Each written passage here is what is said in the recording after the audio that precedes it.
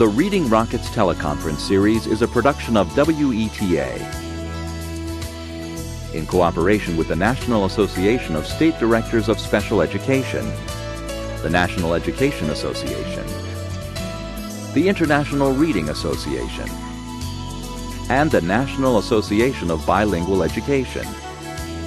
Funding for this teleconference is provided by the United States Department of Education, Office of Special Education Programs.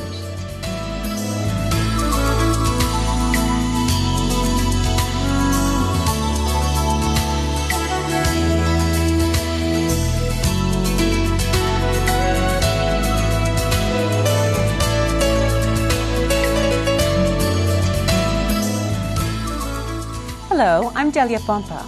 Welcome to this year's final show in the Reading Rockets teleconference series, Achieving Success in Reading.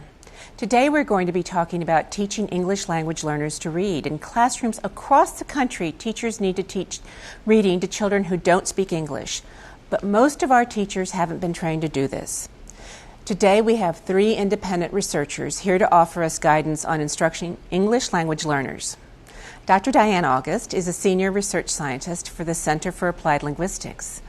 Dr. Margarita Calderon is a senior research scientist at the Center for Research on the Education of Students Placed at Risk at Johns Hopkins University. And Dr. Fred Genesee is a professor in the psychology department at McGill University in Montreal, Canada.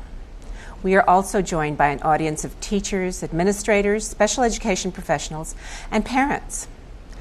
Later in the program, we will be taking questions from the audience and opening up the phone lines to viewers around the country, and this time in Canada. Thank you all for joining us. Diane, why is teaching English language learners so hot these days? Well, I think it's a very hot topic for several reasons. First, there's been a dramatic increase in the number of English language learners in the United States, especially in the last 10 years or so. So I think lots of parts of the country that didn't have large numbers of English language learners before now are experiencing these children in their classrooms. So that's one issue.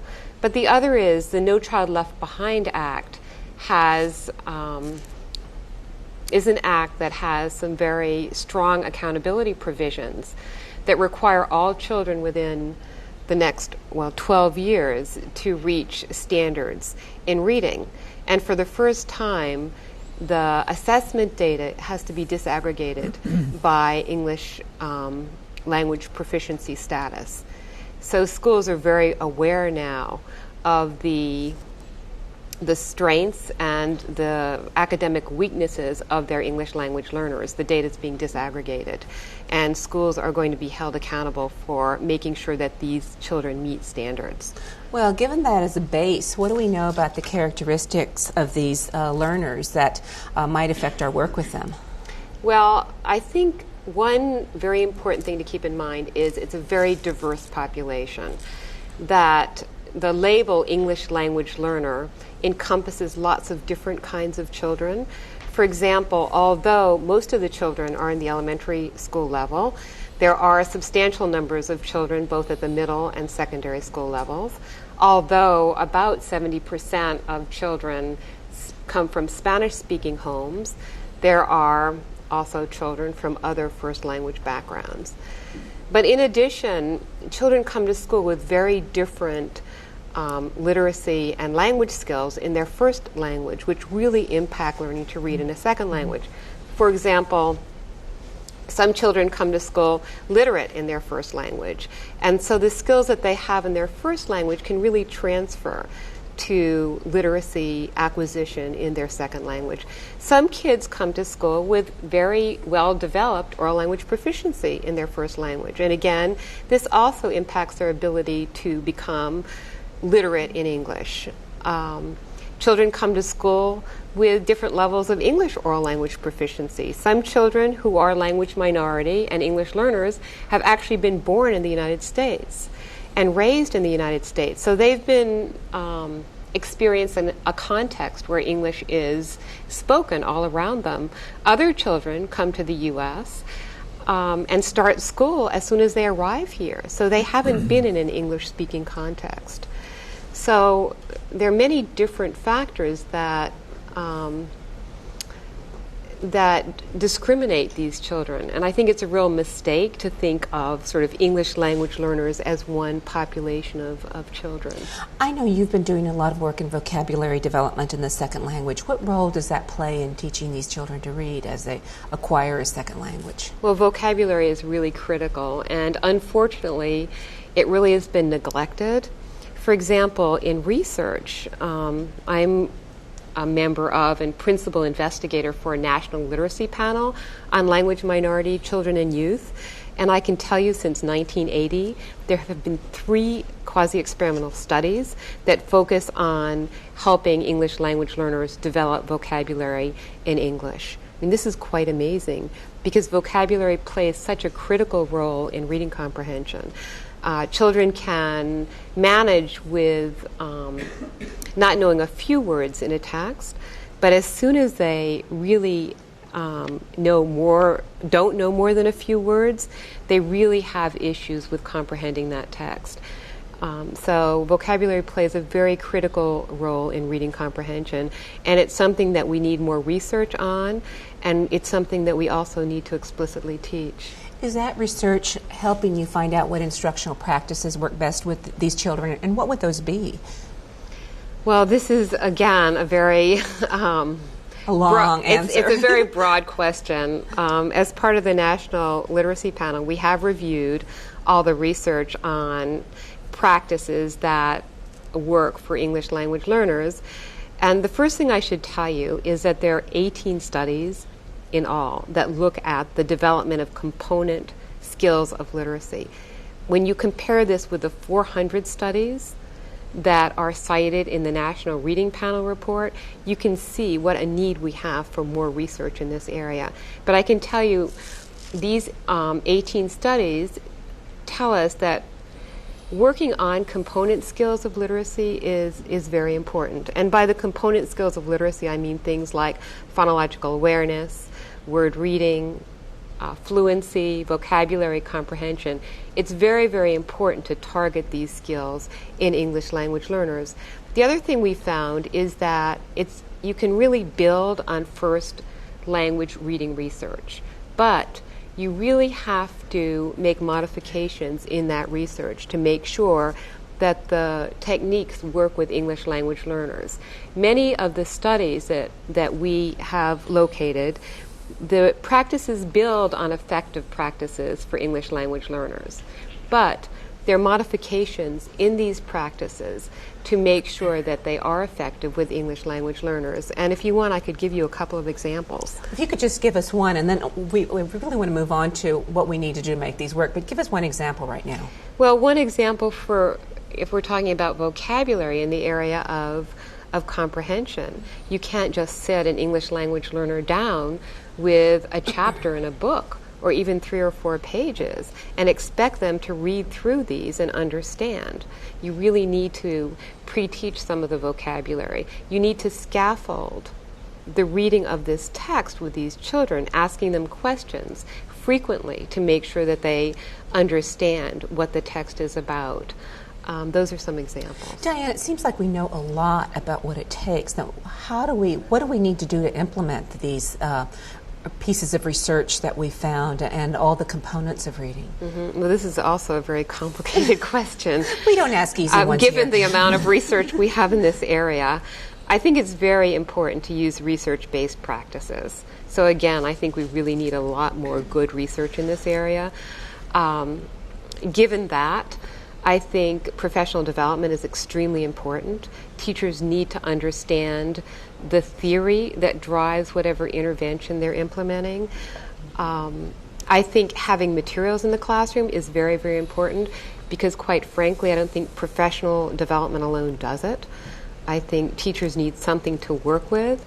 I think it's very important for teachers to pay attention to how whatever programs and practices they're using in the classroom work for these children. Assessment is critical. You can't assume that because something is quote-unquote research-based, it's going to work for the children in your particular classroom.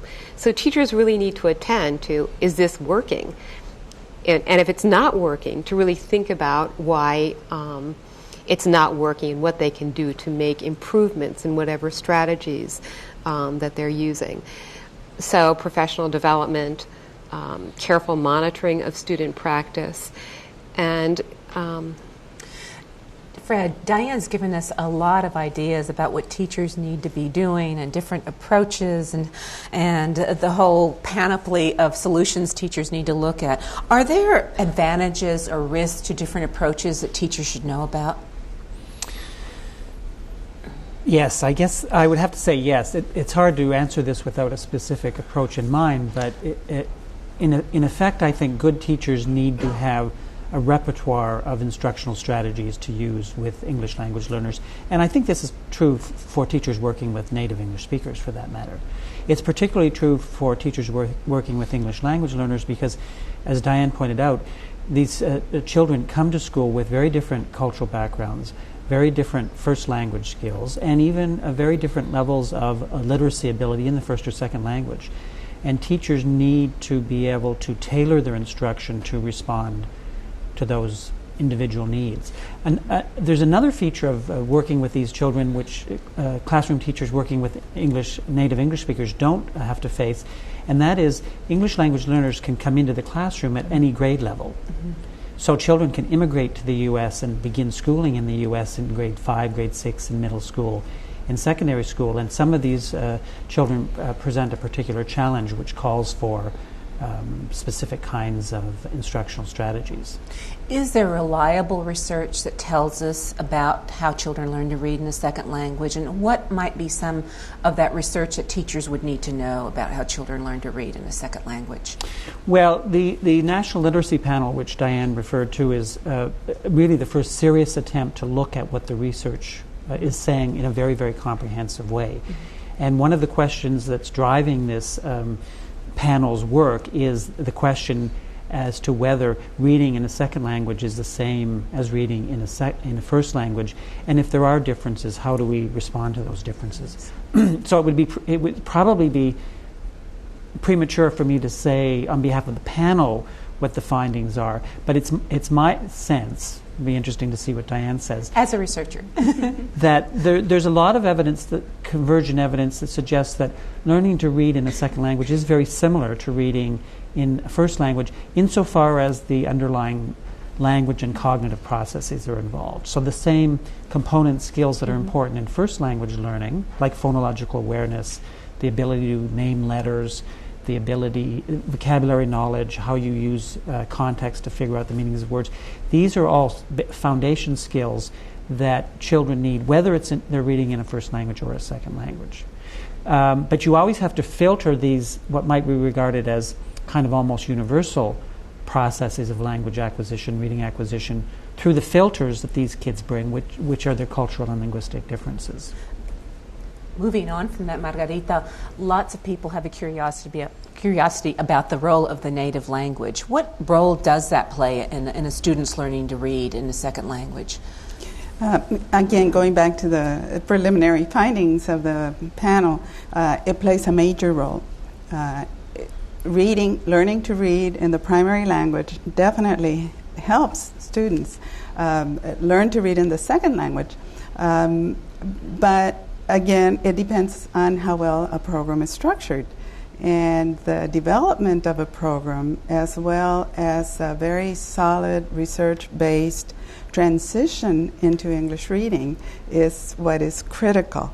I think that is one of the biggest hurdles that we need to deal with in schools. How do we develop reading in the primary language so that it is very effective, very comprehensive?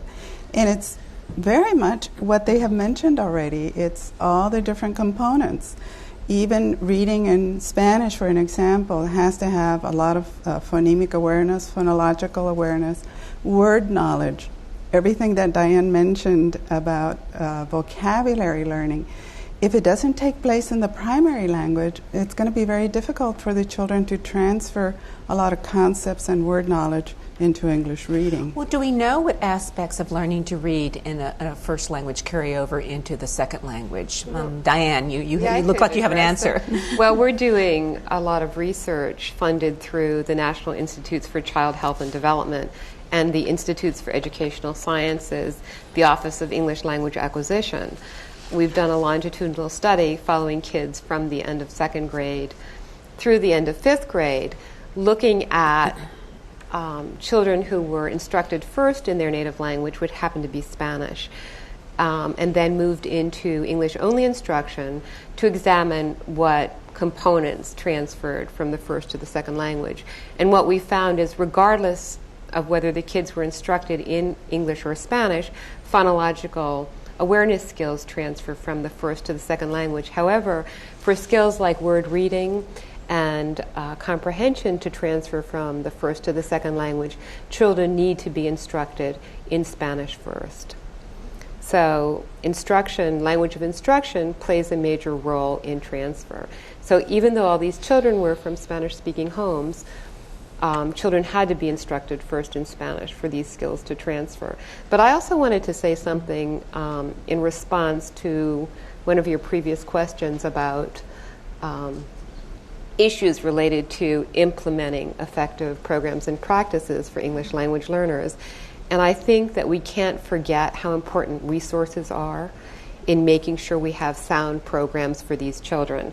And I say that because children entering kindergarten, very limited English proficient, from poor families, for example, really need a lot of support to master English literacy.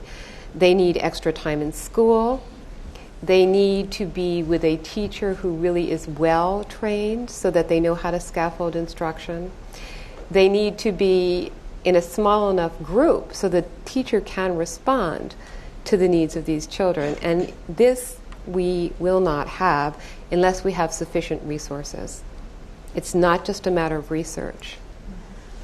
You know, this segment has had lots of interest. Not to put you all on the spot or anything, but teachers were waiting for this particular segment. And one question we had was, how often should a teacher correct the second language mistakes a student makes? And how does that fit into instruction and reading? Well, this is a question that comes up frequently in all forms of second language education, whether it's in a bilingual program, an immersion program for English-speaking children, and certainly when you're teaching literacy. And historically, it's interesting. We're coming out of a period when I think a lot of people believe that we shouldn't provide correction, but we're now going into a period when thinking is changing a little, to the point where people believe that at certain times correction is appropriate. Because there are certain technical aspects of the language. Spelling is a very good example, but also vocabulary is another. How you organize text for a science report or a narrative. These are all, this is all knowledge which is in many cases actually acquired more easily if you're told explicitly how to do it, and if you're corrected when you don't do it correctly. So I think that if correction has a goal in mind, and it's also done in the broader context of literacy, then it can be very effective, in fact. But obviously, one has to use it judiciously, because if you overcorrect, then you're just going to turn students off. Another topic that people have a lot of questions about are children with learning disabilities, children who are learning a second language. Are there special considerations for these English language learners who also have a disability? Well, I can say that I think you have to be really careful before you label a child as learning disabled. I think that the child needs to be provided with really sound, effective instruction and monitored carefully, because a lot of children who are labeled learning disabled have not been instructed properly.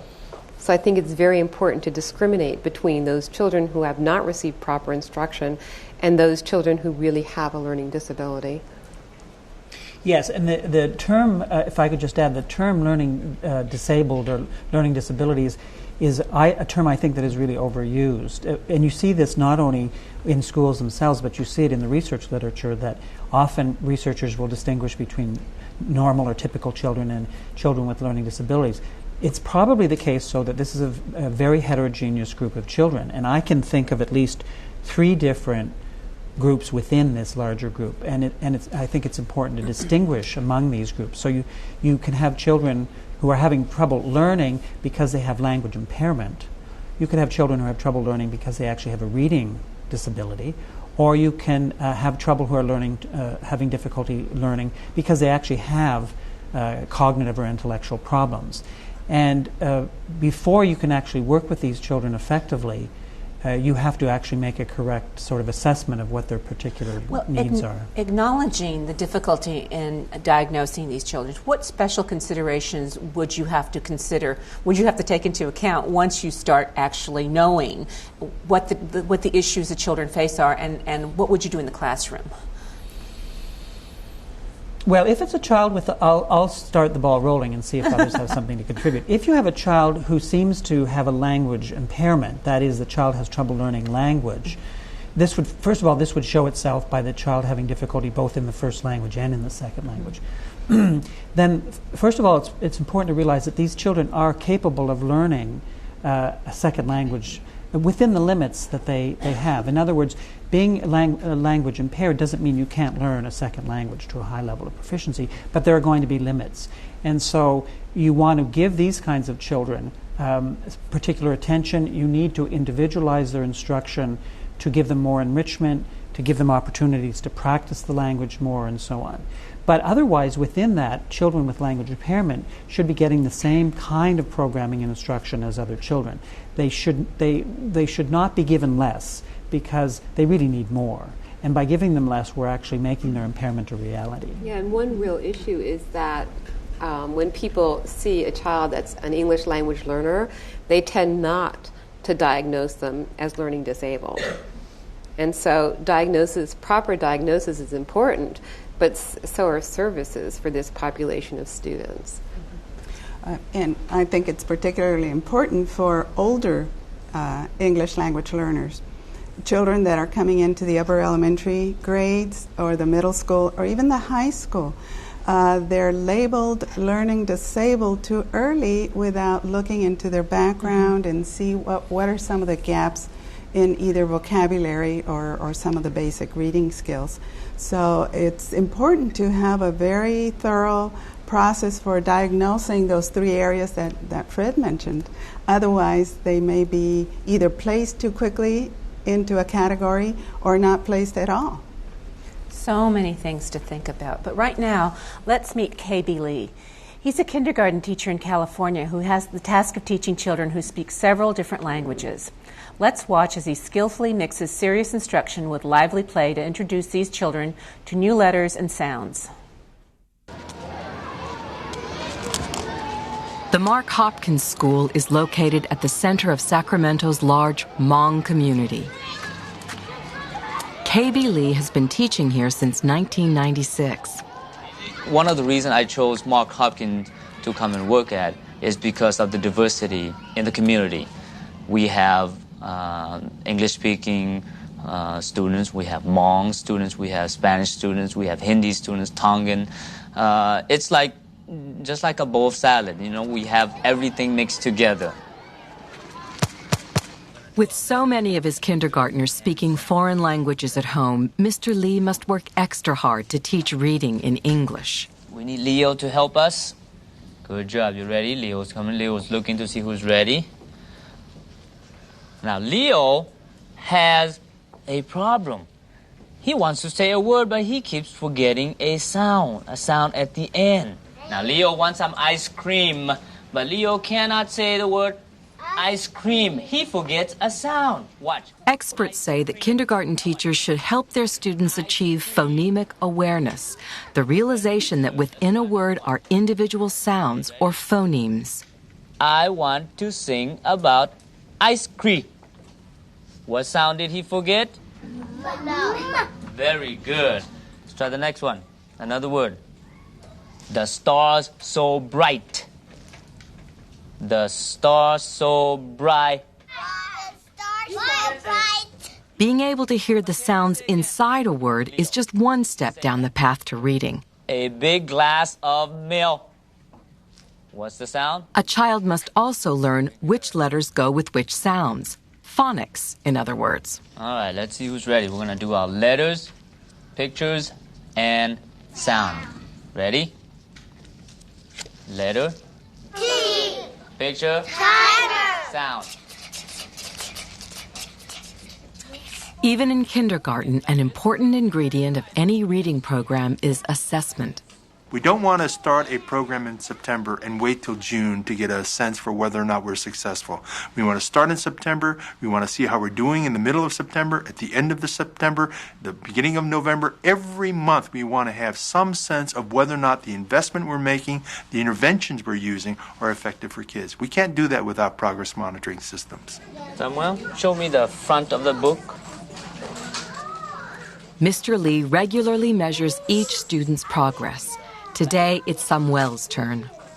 Show me the title of the book. Good. I will show you letters. You tell me the name of the letter, okay? This one. T. T. Good. G. Good. How about this one? Right now, he's still very low in terms of reading, H. letter recognition. Listen. Door. Floor. Sound the same? Good. But he should come up. How about mix, shoes? Hearing a rhyme requires phonemic awareness. These quick tests will tell Mr. Lee which skills each child needs to boost. Reading coaches will offer one-on-one help to the bottom fifth of students. Can you write your first name, last name for Mr. Lee? Okay, right here. Most of my students, in fact, almost all of my students, at the beginning of the year, they don't know anything. And towards the end of the year, I have this feeling that I've done something good with them. You know, they just blossom. Good. Keep going. Even those who don't speak English. So I feel real good about that. Very good, Samuel. KB Lee is leading his students on one of the most important journeys of their lives. If you want to be on my train, you have to tell me a word that starts with the letter S. Mr. Lee's last stop today is bringing together phonemic awareness and letter-sound correspondences. Socks. Good. Get on the train. Get on the train. Almost all of Mr. Lee's kids are on track for becoming readers. What sound? Well, help me.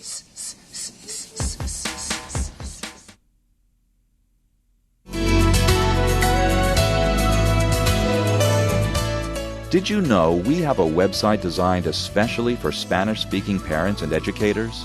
ColorinColorado.org is a place where educators and teachers can find the best information for teaching English language learners to read.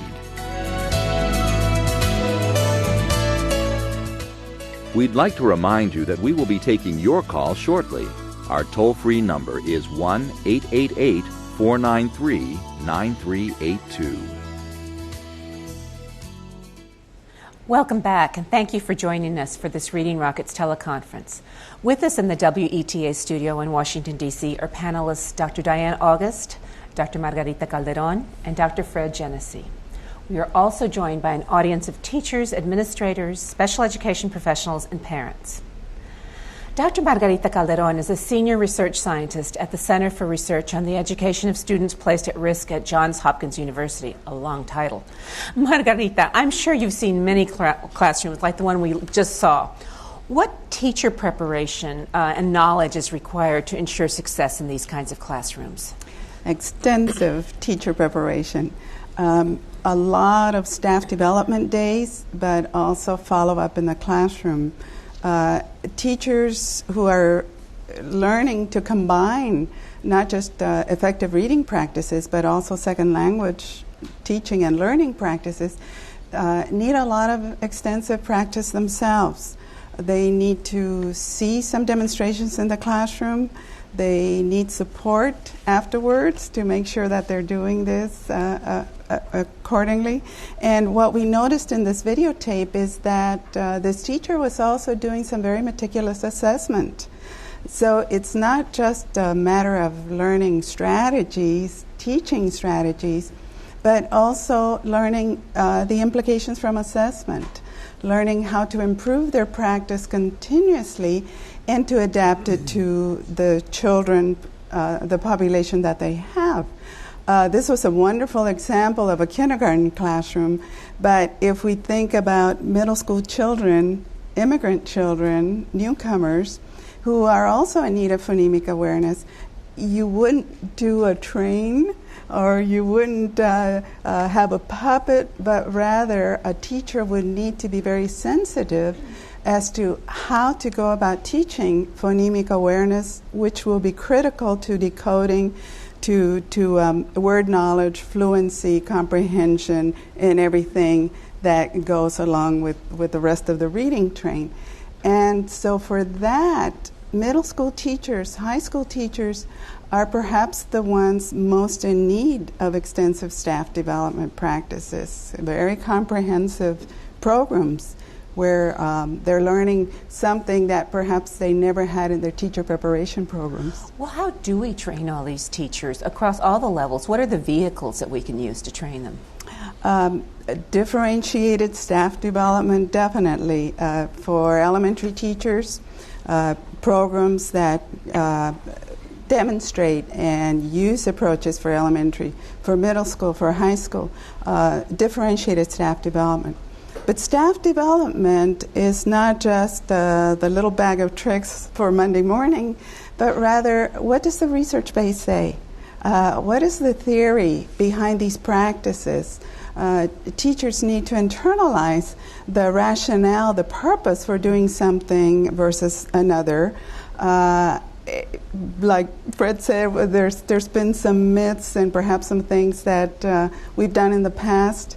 But as we grow more knowledgeable about the field, then we need to bring these practices into the classroom. And teachers cannot teach what they haven't been taught.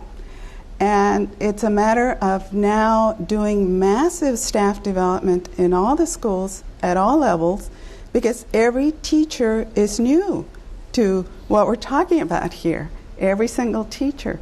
ESL teachers need to learn more about reading. Reading teachers need to know about second language practices. Bilingual teachers need to learn how to incorporate everything that we've learned into teaching Spanish or whatever the primary language is. And so it's massive training all around. Well, let's say we had a magic wand and all the teachers were trained already. Once you have that situation taken care of, how do schools find the best strategies then that teachers can implement in working with English language learners? I can think of one example, which is, I think, a wonderful example of a school district where the superintendent organized learning communities. The superintendent's staff is doing a lot of research themselves. They had to look for the appropriate approaches that would best meet their schools. And the principals are involved. And so they have set up small learning communities throughout the district and into the schools for continuous study. They're discovering what works, what might not work.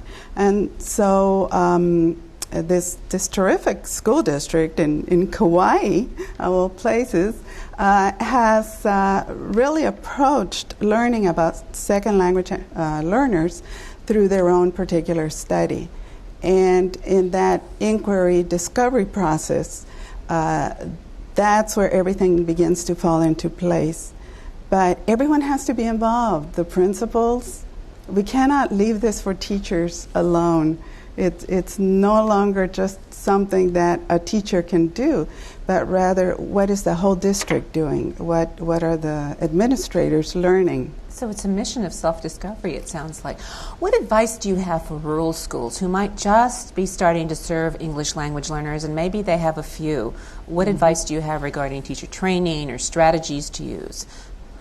A comprehensive reading program, of course, but there's also, we've learned a lot about second language learning, sheltered instruction, which I think Fred can talk about this a little bit more. But there are some very specific strategies that mainstream teachers can use in their classroom when they have a few students, and it helps all the students. it's not just those 2 or 3, but rather through these instructional approaches with a lot of hands-on examples, then all children learn. All children are able to master it, as well as those few students. Let's turn to the Spanish-speaking population. As you know, they make up almost 80% of the English language learners in this country. Diane, for those children whose first language is Spanish, are there particular approaches that might be useful? Well, I think that for children whose first language is Spanish and who are literate in Spanish, a very important thing is to make children aware that they have a lot of word knowledge in their first language that they can transfer to their second language. That is, there are many words called cognates where the meaning of the word is the same and the way the word looks is the same from, say, Spanish to English. It's helping kids take advantage of all this knowledge that they have in their first language and apply it to their second language would be an important thing to do. And I think people don't realize how many cognates there are between Spanish and English. 1/3 of all English words are cognates with Spanish. We're talking about from 10,000 to 15,000 words. And what's even more interesting is many of these words are low-frequency words in English. So they're words that people would consider like SAT type words. High-level words. Yeah, but they're very low-frequency, high-frequency words in Spanish that people use every day. We're working on an intervention right now funded through the National Institutes for Child Health and Development that is intended to help children who are literate in Spanish, who are limited English proficient, transfer their knowledge from their first to their second language, make them aware that they have this rich base that they can build on. So again, this is research funded by NICHD and the Institute for Educational Sciences, intended to help kids build on this cognate knowledge. Mm-hmm. And along the lines of the teacher development process, what we're finding in the NICHD and some of the other studies is that teachers need to be very deliberate in pointing out what is a cognate. Sometimes even the youngest children have difficulty figuring out that president and presidente are cognates. And so when the teacher knowledge is there, and when the teacher can explicitly point out some very simple things such as that, or that there are differences in the way we pronounce the R in English and the R in Spanish, those are the tiny little subtleties that are important for teachers to also have and to know, so that they can help the children make their transition and capitalize on their primary language through all this. And Correct. the research shows that English language learners who are good readers in both Spanish and in English use the same strategies and have a conscious awareness of these transfer effects and these cross-linguistic relationships. Whereas it's interesting, students who are poor English language learners and also poor readers in Spanish, they don't see connections between the language. They don't see those connections in the oral language, and they don't see them in the written language. But if you actually provide interventions which help these students to see these connections, then they actually start to benefit from them. Yeah, and I could add that to understand what one's reading, one really needs an understanding of the concepts that are embedded in the print. And so it's not just a matter of being able to decode the words in English or have the English label. One has to really understand what one is reading. And this kind of conceptual knowledge, this background knowledge, this content knowledge, is knowledge that can easily be developed in children's first languages. I mean, therein lays a lot of value in providing children content knowledge in their native language as they're acquiring proficiency in English. Because without this background knowledge, this content knowledge, even with being able to decode the words or understand what the words mean in sort of pieces, you can't sort of put the picture together. It's important. I'm sorry, go right ahead. but it's just building on what Diana is saying. Is that when we work with native English speakers, teaching them to read, we assume that we need to start with what they know as a jumping off point. So we embed literacy instruction in the experiences that these children bring to school with them. And I think that we need to be very consciously aware of doing that with English language learners as well. They will not have the same kind of experiences that native English speakers will have, although one has to be careful here because, as Diane pointed out, some English language learners actually do have similar experiences. But by and large, the teacher needs to try and connect with the students on the level of their experiences so that they're, like the teacher we saw in the video, he should be introducing words to them that they're likely to know already. And then he's helping them to break those words down into sounds. That raises an interesting point that some of our viewers might be have asked. Are there environmental factors that might affect some native Spanish speakers' ability to read, write in English that affect Spanish speakers as a group, perhaps? Environmental factors like poverty or level of education of parents or those kinds of factors. Well, the research is quite clear in showing that, first of all, if children come to school and they're already literate in their first language, and most teachers will tell you this, that it's much easier to teach them reading and writing in English. And this is particularly evident if you've got children who immigrate from, say, Mexico, and they've been in a solid school, say in Mexico, they're 9 or 10 years of age, they come to a school in the U.S. If they can read in Spanish, then teaching them to read in English is quite straightforward. But some children who have been born and raised in the U.S., but they've grown up in a Spanish-speaking home, they may actually have some literacy experiences from the home, and that will definitely help. But other children don't have the benefit of that kind of literacy experience. Many of these children will have grown up in families where the parents themselves may not be literate. Or the parents may be literate, but they may be so busy earning a living that they're not sharing those literacy experiences with their children, and so the children don't bring those benefits to school with them. And so it can be useful for teachers to know what's going on in the family. It also goes back a little bit to this disability issue that, a child may look like the child has a reading disability, but it may be that there's been a very impoverished literacy background for that child. Well, it also argues for, while children are acquiring literacy in English, giving them in school, providing them with access to content in their native language as a way to help them develop the content knowledge that they need to make sense of the English they're reading. I'm quite concerned actually about some aspects of the No Child Left Behind Act, because I think if one focuses just on discrete skills in reading, for example, and reading narrative text and math, and the kids don't have an opportunity to learn content in other subjects, it's going to really impact their ability to comprehend what they're reading. So, again, the importance of providing children access to rich content in a language in which sort of they understand the content. Now, don't get me wrong, I think it's very important to provide these children with the skills they need to become literate in English. And I don't propose that we wait a long time to do this. I think one needs to provide systematic instruction in English reading from a fairly early age and really build these kids'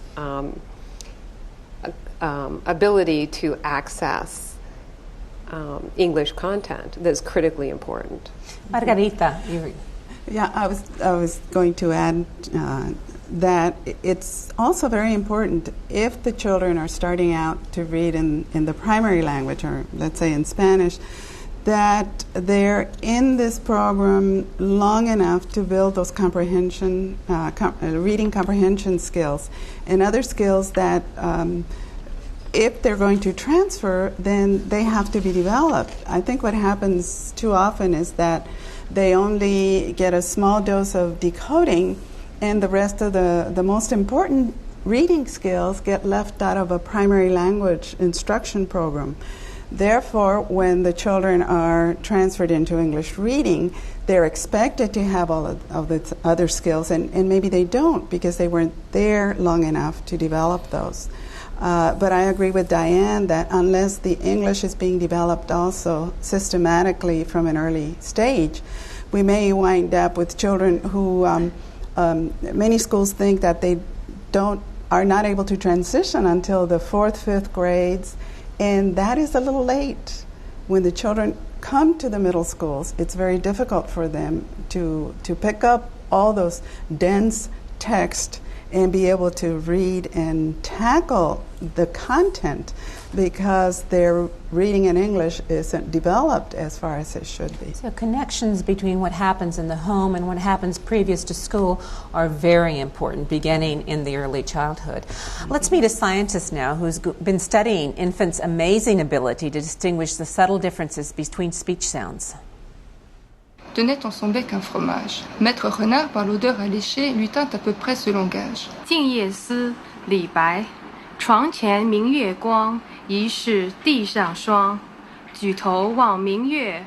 The human voice can produce at least 150 different speech sounds or phonemes. English uses only 40 or so of these sounds.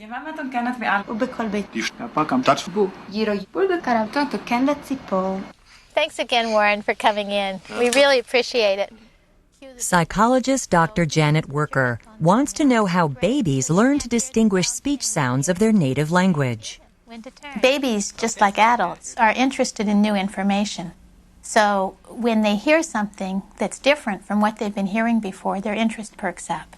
And you can measure that in a number of ways. You can measure it through their sucking pattern or through their looking time or even through something like a head turn. Worker trains babies to turn their heads whenever they hear a change in sound by rewarding them with a view of a musical bunny. Soon, babies are turning their heads the moment they hear a change, anticipating the bunny. Headphones prevent the adults from hearing the speech sounds and accidentally cueing the baby. Hey, Shane, are you ready? Worker can now find out if this 6-month-old can hear the difference between two English sounds. She keeps the baby engaged until phonemes are played over a speaker. Da. Da. Da. Ba. This baby can hear the difference between B and D. In fact, even newborns can tell them apart. Good boy. Look, Shane, look. Next, Worker tests the baby with another pair of sounds. The phoneme will change from one kind of D to another. The two sound distinct to speakers of Hindi, but adults who only speak English can't hear the difference. Da. Da. Da. Da. The baby hears the difference between the two sounds, one of which she's never heard before. By the age of 10 to 12 months, infants not regularly exposed to Hindi lose the ability to distinguish these sounds. Da. Da. Da. Da. 12-month-old babies have already become specialists in their native language.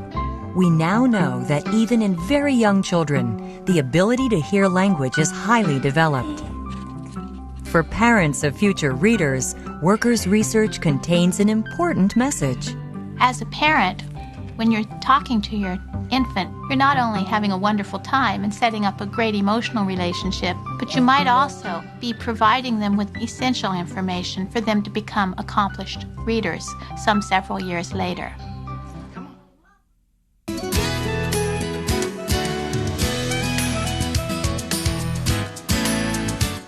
Nobody wants to give up on a struggling reader. Now, nobody has to. Whether you're an educator or parent, or someone who just cares about kids, check out readingrockets.org, the definitive resource for teaching kids to read. It's another great production of WETA, Washington, D.C. We'd like to remind you that we will be taking your call shortly. Our toll-free number is 1-888-493-9382.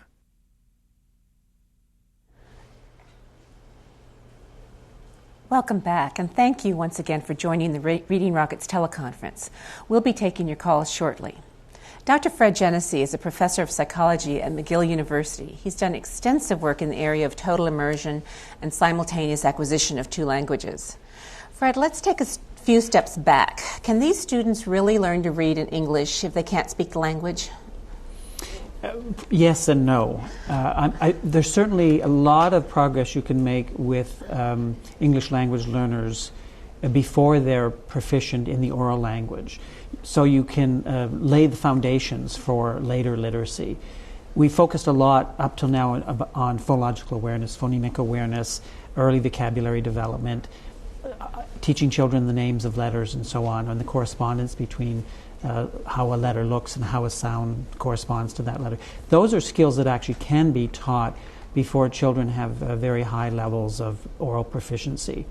I think it's important, though, that, and most good teachers know this, because I think most good teachers start with those kinds of skills early on. But at the same time, they need to be laying the foundations for more advanced levels of kind of reading. So as the children get older, these kinds of foundational skills will not be enough.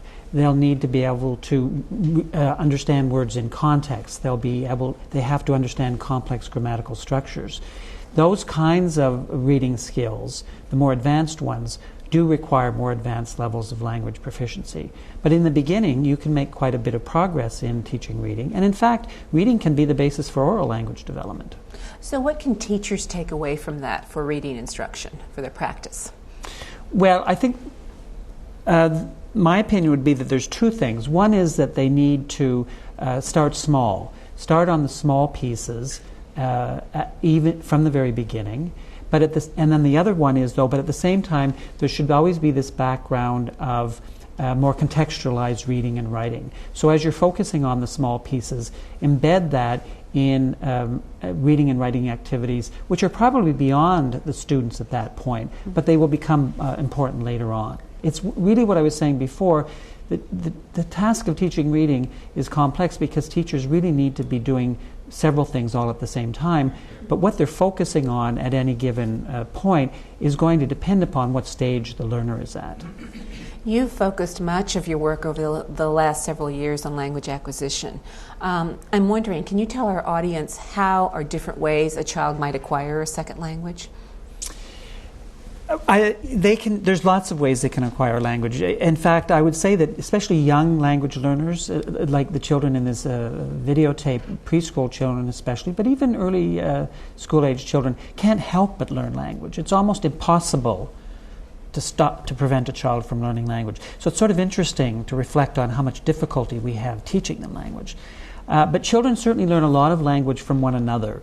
And at some point, it's very, very important that English language learners have contact with other native speakers, but native speakers of English who are the same age. Mm-hmm. And that will help them acquire the kinds of social language skills they need for social interaction and social survival, in a sense. At the same time, exposure to the language of native speakers is really not enough. They really need to be exposed to more mature language learners, like teachers or older students, who can provide models of literate language. And by literate language, I don't mean just the ability to read and write, but I mean the ability to use oral language in ways that are like literacy, because it's really that kind of oral language proficiency that ultimately is very important in academic settings. We really have to take English language learners, and native speakers of English for that matter, from where they start, which is with social proficiency in social uses of language, to proficiency in the uses of language for academic purposes. Does the way a child learns a second language have an impact on how successful a reader or how successful he is in academic achievement turn out? Well, I think that children, there's no doubt that children who learn a second language such as English to a high degree before they come to school, these children will definitely have an advantage in learning to read and write in English.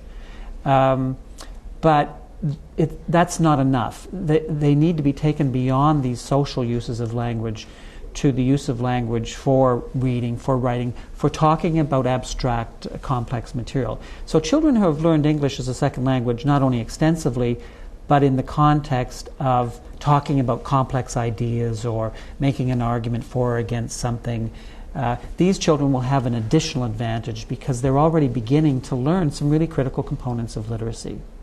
Now, the question you must get 25 times a week. How long does it take an immigrant child to learn English?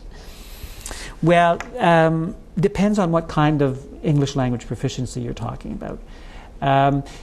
One of the things that I think we have learned about language is that it's not a single thing.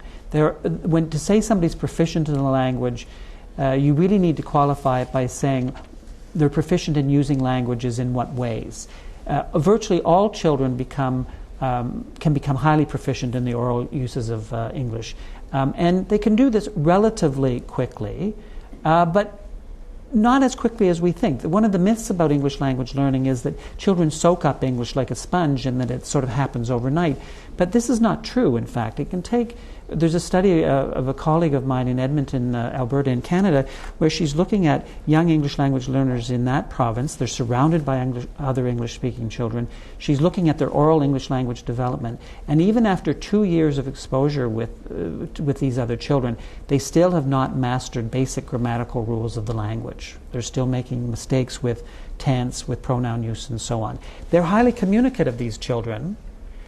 But it's not because their language is so advanced, it's because they've developed strategies for communicating which don't rely just on oral language. The situation becomes even more complicated when you ask the question, well, how long does it take children to learn the language skills they need to do well in school? Well, there's a lot of evidence that suggests it can take anywhere between 5 and 7 years. So if you monitor the language proficiency of English language learners on things like reading tests, you will find that they don't start to score at the level of native speakers often until they're in grades 5, 6, or 7. And one of the reasons for that is that the language that is important in schooling is not entirely natural. It's something you have to learn, and it's something you have to be taught. So it takes longer than learning language simply for social communication. Margarita, it seems like we know an awful lot about how we learn language, how kids learn to read, but there seem to be lots of misconceptions still floating around out there. What are the ones you run into when you're working with teachers in schools?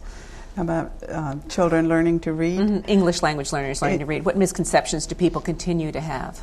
I think one of those is that it's just some really basic phonics and not a comprehensive program. That's one thing. But the other misconception that we hear is that children cannot learn to read in 2 languages simultaneously. And we've looked at some studies through the panel and also through some of our CRESPAR studies where children are learning to read in what we call 50-50 programs or paired programs where they learn both languages.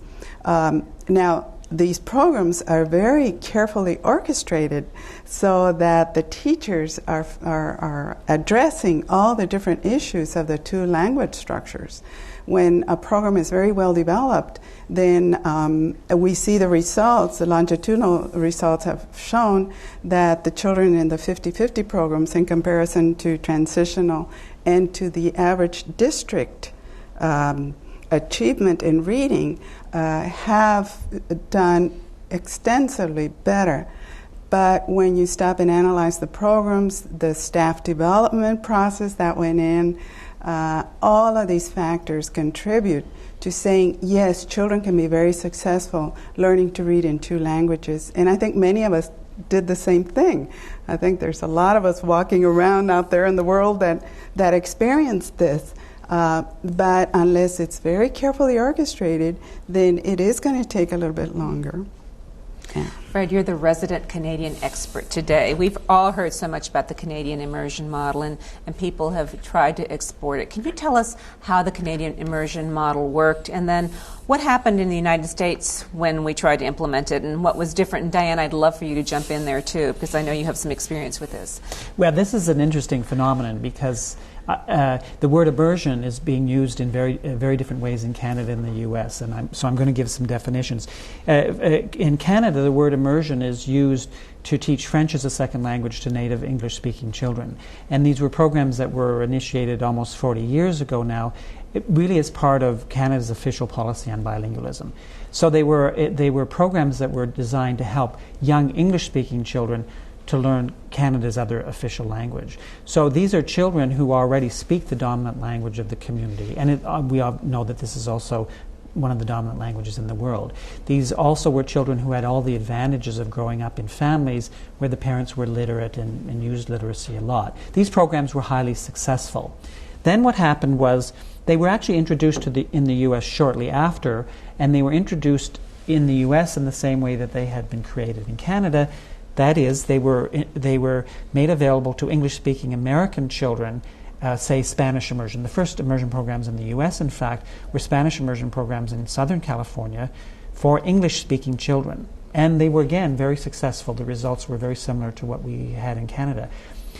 But then what started to happen is that the term immersion started to be used for teaching English to Spanish-speaking children, for example. So the notion of immersion got transformed in a way which really was not true to its origins in Canada. So now immersion is in the U.S. refers to English immersion for Spanish-speaking children.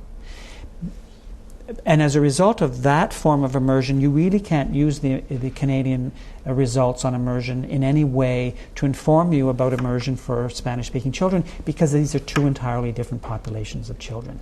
In Canada, these are children who speak the majority language. In the U.S., these are children who speak a minority language. Diane, want to add anything to that? Well, I was going to add something actually on this issue of the acquisition of English proficiency and issues around that acquisition. As we were talking about before, I think it's very important to take individual difference factors into account when we discuss this. One of the things that the research studies find is that you need a certain amount of English proficiency to sort of bootstrap yourself to the point where you can take advantage of the instruction provided you.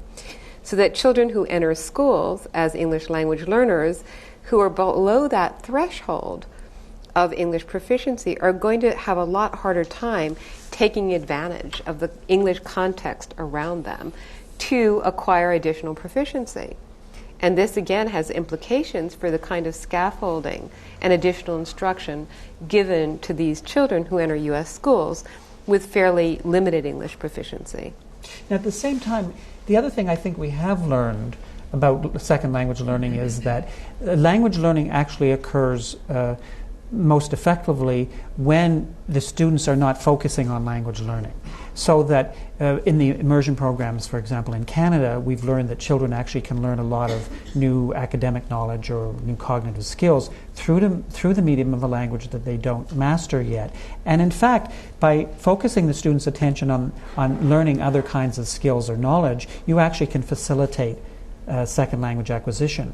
So in the case of English language learners, even though we know that it actually takes time to learn these oral language skills or these academic language skills, we shouldn't be misled to think that we have to wait till they've mastered those skills to teach them content, to teach them new academic skills.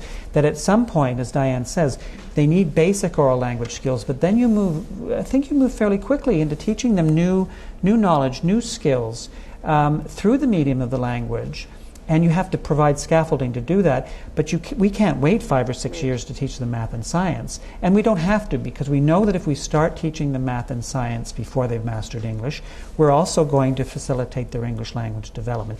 If we do it, as Margarita said, if we do it in a very careful and thoughtful way. Well, it seems like there's been lots of room, Margarita, for error in our school system and in our instructional systems for perhaps not using the correct strategies for students. So what are some strategies we might use now that some of these things have happened to motivate English language learners to learn to read while they're learning to read in a second language?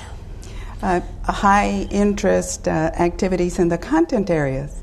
Science is such a wonderful way of engaging students in projects where they don't need that much oral language, where they can begin to be exposed to a lot of rich content and more vocabulary.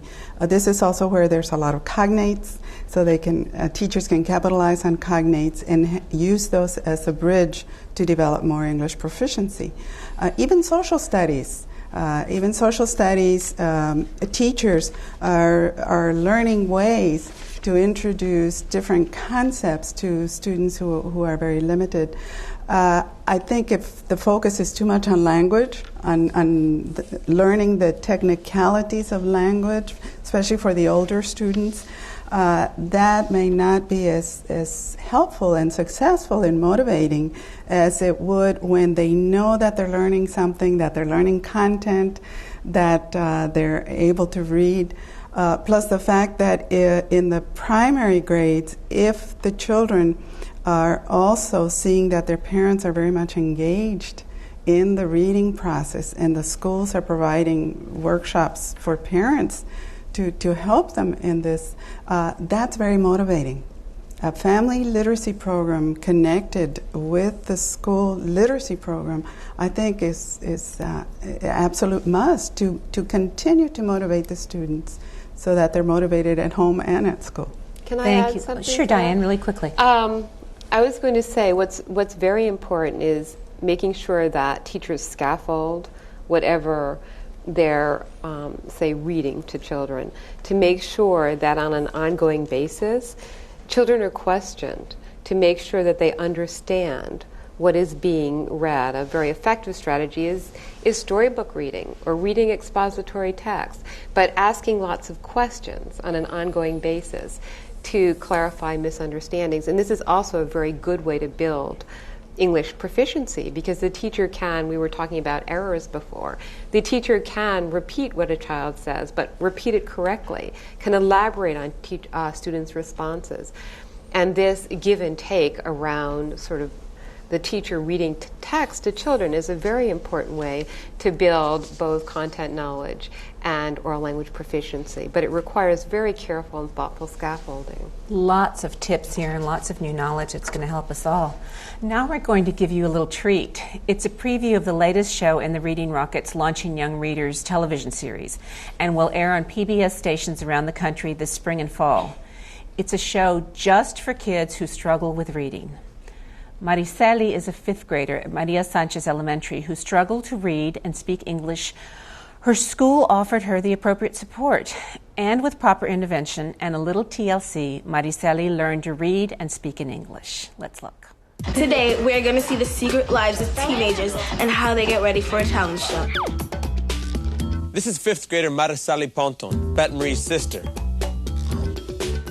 Man, I love this music. Mariceli lives in Hartford, Connecticut, but she was born in Puerto Rico. See the flag? This girl loves the spotlight, but that hasn't always been the case. I was reading in class, and then I came across this word that I didn't know in English. So when I started saying it, everybody started laughing. Yep, Mariceli had trouble learning to read. She was learning in a second language. Could you imagine learning to read Chinese or Greek? Mariceli and her family moved from Puerto Rico when she was just 2 years old. Mariceli's mom does speak a little English, but at home and in Mariceli's neighborhood, everyone usually speaks Spanish, which makes it hard to practice your English. It is hard to learn your English, especially when your family speaks Spanish only. I felt left out because I didn't know how to read or write English. And most of my friends, when they pass notes around, they would pass me a note and they would write it in English. So when I was going to read it, I didn't know. One thing that confused Mariceli was the way the same sound can be spelled different ways. What's that all about? You say a word like, for example, Christopher, right? It sounds like an F-E-R, but it's actually P-H-E-R. And that would be it's so hard. Things got so tough for Mariceli that they decided she needed to repeat the fifth grade.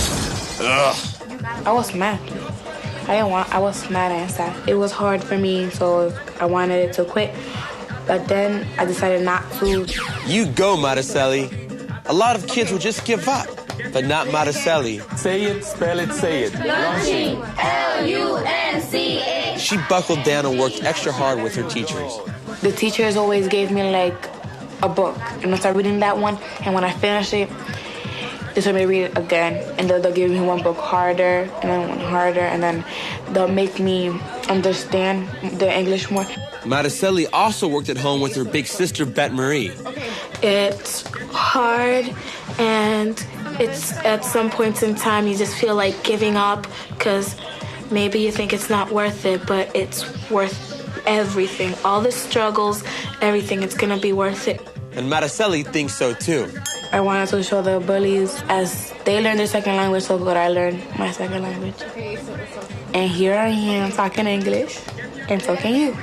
And guess what? Next year, she'll be headed to 6th grade, speaking and reading both English and Spanish.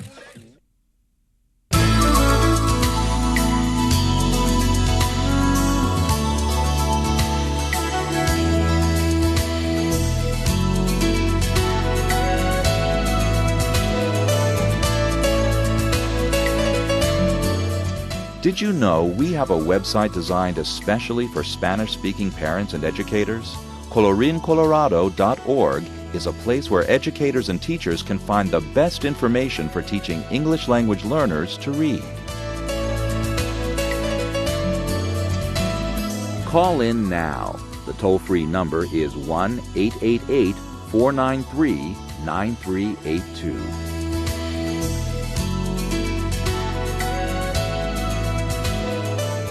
Do you have a personal question you'd like to ask an expert about reading? Go to readingrockets.org and click on Ask Reading Rockets.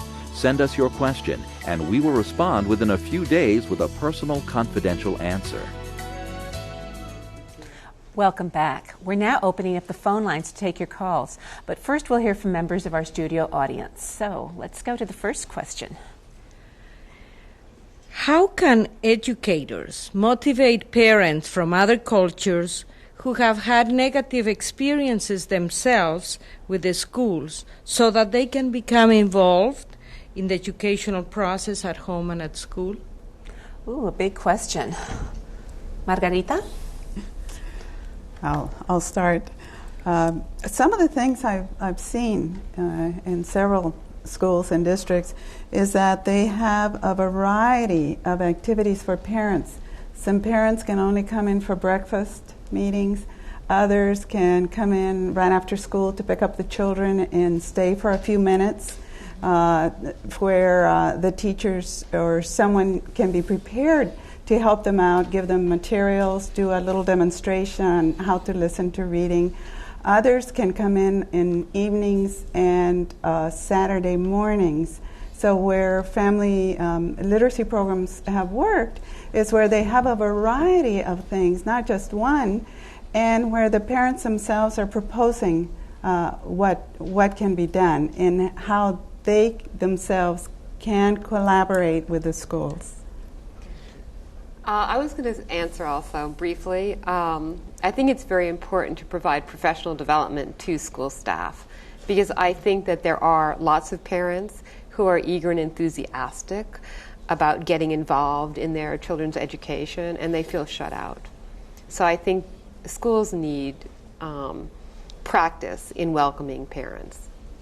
I saw a brilliant project within a school in California, in fact, where the issue was precisely the one that you raised, how to get the parents involved. And they took a very interesting approach, and that was they recognized the competencies that these parents had. And this happened to be a fairly large group of people, Hmong speakers from Southeast Asia, who were farmers in their countries of origin, and they created a community garden where the teachers and the students and the parents developed these gardens, and then they integrated the gardens into their science and social studies lessons. And it was a way of actually recognizing the competencies that the parents had and how they could actually contribute to the education of their children. It was brilliant. It worked very, very well. Well, this issue is a very international issue, and we have a question now from Montreal, Canada. Thank you for taking my question. It's actually related to the former one, but more extensive. Regarding awareness and training in teaching English language learners, Dr. Calderon described learning communities in school districts where principals are also involved. My question is, to what extent is this being done and indeed required elsewhere to involve not just the teachers and the families, but administrators and school board members? How widespread is this? Well, I know that NCLB has set aside funding for staff development. I think the focus has been too much on retooling, retraining teachers rather than focusing on a whole school, a whole district. And that is something that I think even the Reading First initiatives and all the initiatives should look at, setting aside different staff development components, professional development components for administrators, for counselors, particularly at the secondary schools. Everyone impacts the life and the education of an English language learner. And so those are the kinds of components to a comprehensive staff development that I think should be included. I'll jump in here. I know that in this country we also have a lot of the professional organizations becoming engaged in instruction by having their membership learn more about what happens in the schools, and that would include PTA and it would include the National Association of School Boards. So it is a trend that I think we see beginning. It's certainly not near as well set up as we would like it, but it's something that's going to take on more interest as we move along in implementing good reading programs. We have another question now from the studio audience. I would appreciate your thoughts on how I can get native English-speaking students to accept ELL students. Well, one thing that I tried, actually this was my dissertation, was to, and it did work, was to create, have pairs of children working together, English-only children and Spanish speakers. And I taught the Spanish-speaking children to do something. It was some kind of creative activity. These children were like 1st to 3rd grade. And then they had the responsibility of teaching the English-only student. So this was a way for the children to work together, but I sort of raised the status, in a sense, of the Spanish-speaking children. The other initiative that is underway to address this kind of issue are called two-way immersion programs. So you may be familiar with them, but they're programs where you have half of the students in the class are native English speakers and the other half are native speakers of another language. Often it's Spanish. And both of these students, both of these groups of students are learning the other group's language at the same time that they're learning to read and write and do all of the other things we do in school. And these programs are very effective at actually breaking down some of the cultural barriers that exist in many schools. Right, it provides equal status to both languages and cultures. I've seen variations on this that are less extensive, where you take high school students who are interested in learning Spanish and they help Spanish-speaking students learn English and vice versa. So it's a way of validating the competencies that both groups of students have, and also it helps to break down these barriers. Let's go to New Jersey now. We have a question from there. Good afternoon. Thank you for taking my call. I actually have 2 questions. The first one, what do you suggest for students who arrive in middle school or high school and don't really have the opportunity to start from square one? Hit it, gang. Well, there have been newcomer programs established for these children, and some of them have been very successful. These are programs that are either programs within a school or programs separate from the school. Generally, they're a year or 2 in duration. The programs work to quickly develop students' English language and literacy proficiency. They, where possible, continue content instruction in the children's native language. They help children understand issues around cultural differences with regard to differences between their native culture and English. So these programs have been very successful. Mm-hmm. Thank you. My second question is, what about students who don't have the opportunity to participate in a bilingual program to develop their native language reading skills? Then I would say an intensive immediate intervention in English reading would help. But that intensive intervention probably has to be part of a secondary program where the teachers who will be receiving the students right after this intervention are also well trained in order to facilitate that transition into the mainstream classroom. So again, it takes quite a few teachers beyond a newcomer or an intervention to facilitate the sustained achievement of a recently arrived ELL. There also are instructional approaches which are designed to help students integrate into classrooms if they don't already know English to a high level. And one of the ones that I think is particularly good is called sheltered instruction.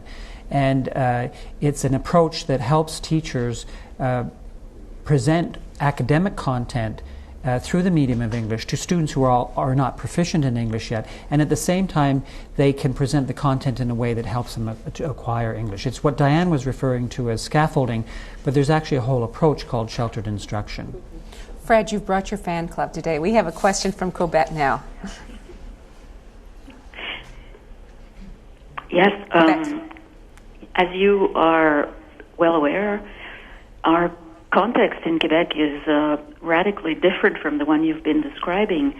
The majority language in Quebec is French, so I wondered if you had any thoughts on teaching ESL in a context where English is not the language of the majority.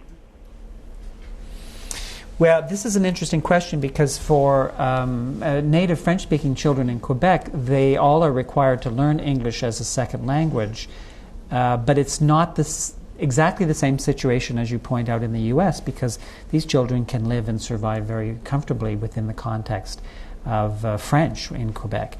I think, though, that Quebecers actually have the advantage that when you're teaching English as a second language to Francophone students, you have the advantage that these students are already affirmed in who they are in their language. So they're in what we would call an additive bilingual situation. In other words, they can add English without any threat to their native French language skills.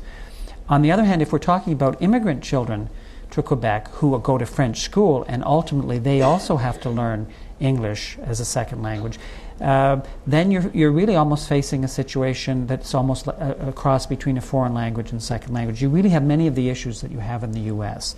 These children are in a potentially subtractive bilingual situation. How do we teach them these other second languages without loss of their native language? And I think many of the issues we've talked about today are really relevant to those children, but what we've talked about today is not so relevant to French children learning English in Quebec. Texas, we'd like to hear from you now. Texas on the line? Yes, this question is for Dr. Calderon, and I wanted to know how she has seen teachers teach first grade students learning to read for the first time in both English and Spanish simultaneously. I've seen it in classrooms where team teachers, where one teacher focuses on teaching English and the other one Spanish, and both languages are completely separated. It actually starts in kindergarten and it goes up the grade levels, but it remains a 50-50 program all the way through the 5th grade. And when the languages are separated for teaching reading, but eventually both languages come together. And in fact, around the 3rd, 4th, and 5th grades, it turned out to be where the instruction was 1 week in Spanish, 1 week in English, and then Spanish and English, Spanish and English. So that equal time was allocated to both languages. It seems to me, I haven't had involvement, so we tend actually in the Canadian context, in other bilingual contexts, people often tend to keep literacy instruction in the two languages separate. In other words, there's a tendency to teach one language, reading in one language, before you introduce the other.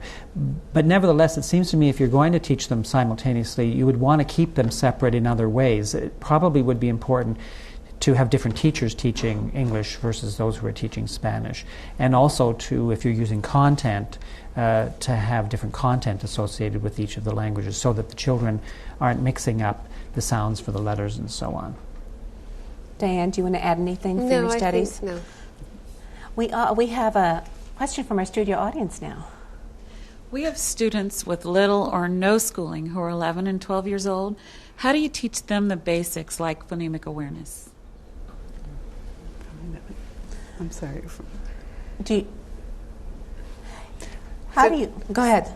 I want to start off by saying there's extremely little. We're primarily researchers, or I'm primarily a researcher, so I always address these issues from a research point of view.